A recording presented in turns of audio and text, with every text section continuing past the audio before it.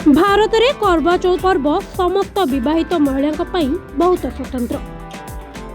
यही दिन महिला माने सेमानक स्वामी सुस्थता प्रार्थना करती एवं सेमानकर दीर्घ जीवन उपवास रखती। सही राति रे स्त्री माने चंद्र को प्रार्थना करती एवं स्वामी माने सेमानंकु पानी पी उपवास भंग करती। केतेक समय रे चंद्र विलंब रे उदित हेले महिला माने बहुत असुविधार सम्मुखीन होती।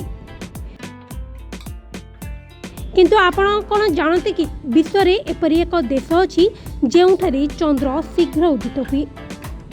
जेउ स्थान रे सूर्य प्रथमे अस्त हुए सेही स्थान रे चंद्र प्रथमे उदय हुए।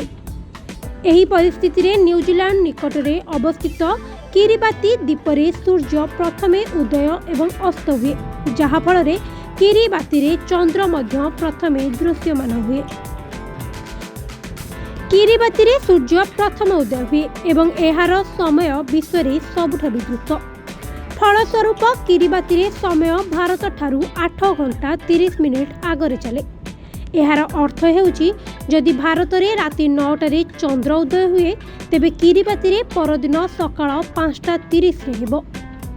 फलस्वरूप किरिबातीर महिला माने सेमानकर करवा चौथ उपवास 8 घंटा पूर्वरु समाप्त करि परिबे।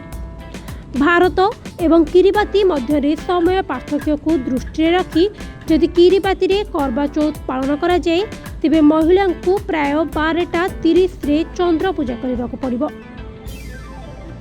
किंतु जदि केही धरिने जे सेठारे चंद्र शीघ्र उदय हुंती तेबे ताहा नुहे, किरिबातीर समय आगरे चले। तेणु सेठाकार महिला मानंकु समान समय पई उपवास रखिबाको पड़िबो, किंतु भारत तुलन रे एहा शीघ्र मन हुए। ब्यूरो रिपोर्ट, जन खबर।